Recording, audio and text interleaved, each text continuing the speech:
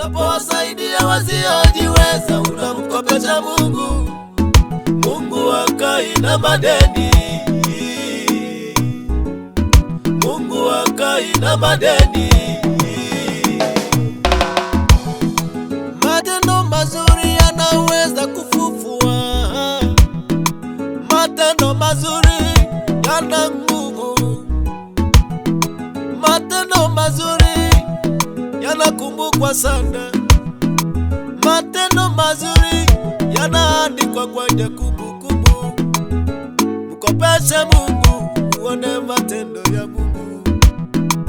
Mungu hakai na madeni, anatujaribu tu aone kama tunatimiza maandiko matakatifu.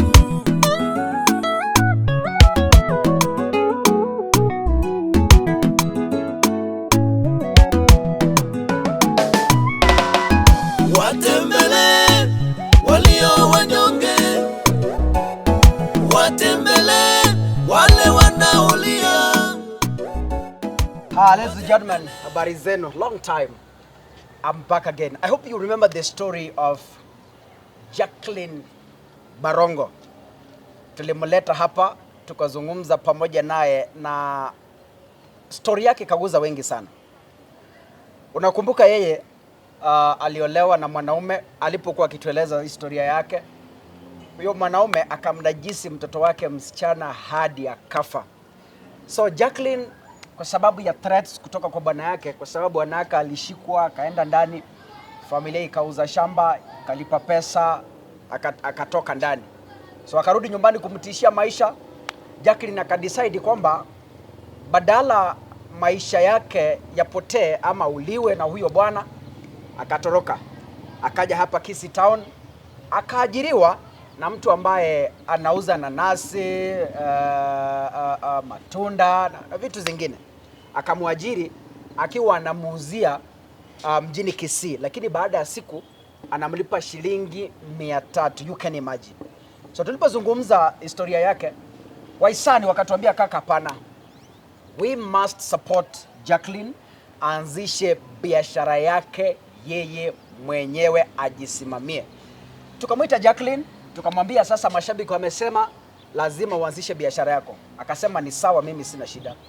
Tukampeleka sokoni daraja 2 in Kisii Town, tukamnunulia lemons, tukamnunulia pia na some mangoes. Tukamwambia sasa anzisha kazi. That was I think on Sunday. So ameuza Sunday, ameuza Monday jana, na leo ameingia kazini. Kwa hivyo tuko naye leo hapa. Tunataka tueleze biashara inaendeleaje. Tumnunulia gunia moja ya mangoes na gunia ingine moja, crate moja crate moja ya lemons. Tukampatia.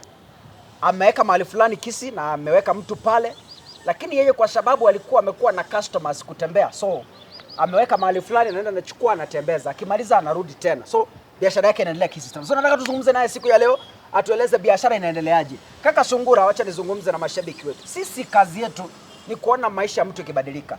Tukiona mtu anateseka na kwa uwezo wetu tukibadilisha maisha yake, sisi tunafurahia sana. Mimi kaka, nitafurahia sana wakati nitakapofariki, mazishi yangu watu wakuja, watu 100 waseme kama sio kaka na Ali, my camera person. Najua hamjawahi muona, lakini siku moja mtamuona. Yeye ndiye anakuanga nyuma ya kamera. Kama sio yeye, sisi hatungekuwa hai. That is all I'm longing for. Now, yuko hapa leo, nataka atueleze. Jaqueline, habari yako? Nzuri sana. Ongea na sauti bwana. Ongea na sauti, ongea na sauti bwana. Ongea na nzuri. Sauti. Habari yako ya leo? Nzuri sana. Biashara inaendeleaje? Iko poa. Tulikununia gunia ngapi za lemons samani? Ilikuwa crate moja. Ilikuwa grade moja 2500. Na mangoes ilikuwa gunia moja. Ilikuwa gunia moja. So crate moja tukanunua 2500. Na gunia ya maembe tukanunua pesa ngapi? 800. Tukakunulia na basins za kuuzia na vitu zingine. Kufikia leo uliuza on Sunday, ukauza Monday, na leo sasa unauza. But kufikia Sunday na Monday jana, biashara inaendeleaje? Iko poa. Iko sawa? Iko sawa kabisa. Sasa unajisimamia wewe mwenyewe. Unafanya kazi yako vizuri. Na tuseme faida ya hii unayouza na wakati ulikuwa unauzia mtu, ni wapi unaweza sema sasa uko sawa? Hapa kuna faida. Hapa kuna faida. Tuseme kufikia Monday jana ulikuwa umemaliza yale tulikuwa kutoka daraja 2? Nilimaliza ndimu kabaki maembe. Ulimaliza ndimu ikabakia maembe. Sasa ndio nikaenda tena nikachukua grade 2. Grade 2 ukaenda ukachukua leo tena. Yale ambayo tumeona umeacha huko. Na ikoaje sasa? Iko sawa. Tuseme crate moja inaweza kukuongezea crate nyingine ukiuza? Kwa faida. Niliuza grade 1. Ile yenye mlinibaia ikaongeza grade 1. Pia tena nikauza tena ikaongeza 1 nikabaki na 500 juu yake. Okay, tulikunia crate moja sisi. Kwa hivyo kufikia leo uko na crate ngapi za lemon? 2.5. 2.5. So kwa ile yetu moja umeongeza tena ingine juu na nusu. Na mangos? Mangos haijaisha, sikuongeza. Bado iko. Nilinunua mbaya, haitembei vizuri. Kuna mashabiki wetu ambao walikusupport kufikia hapa. Najua kuna yule shabiki wetu mmoja ambaye alisema kwamba lazima uanzishe biashara yako na anakutazama, unamwambia nini? Asante. Naambia asante. Habari ya familia? Si mbaya. Msichana amefunga shule? Wamefunga shule. Sawa, tunashukuru. Wewe tunakutakia mazuri. Endelea kufanya biashara na baada ya wiki moja, wiki mbili pia tutarudi kuona vile una progress. Asante. Sawa sawa. Haya, sasa sisi tunataka kukula hizi nanasi kidogo. I'm eating nanasi bwana. Na camera person nyinyi mkimeza mate sasa sijui mtakulaje. Hata wewe kula tu tutalipa. Sasa ni camera person. Hapana, mimi huyu ndiye Ali, the famous man behind the camera and the editing of the videos. Anapenda food. Na anapenda chakula sana. Hata kitambi.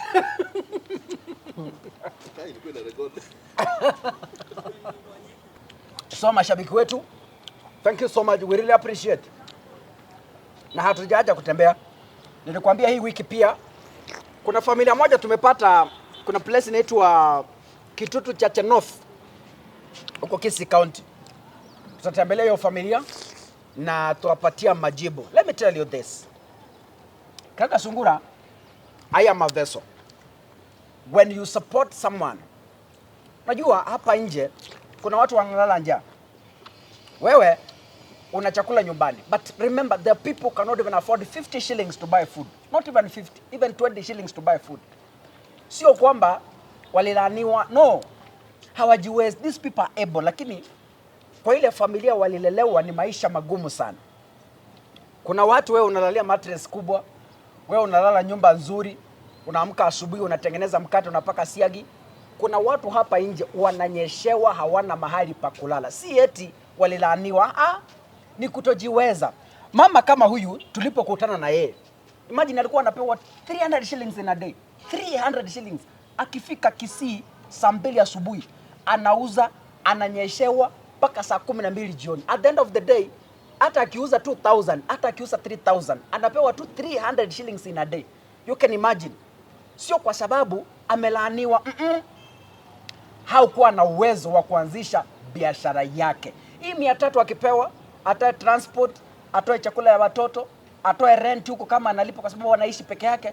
You see, hata kuwa na kitu chochote cha kuanzia biashara. So inamlazimu kwamba lazima ategemea huyu mtu mwingine ili kula. Lakini we are happy kwamba through you and me, she owns her business and we really thank you for the support.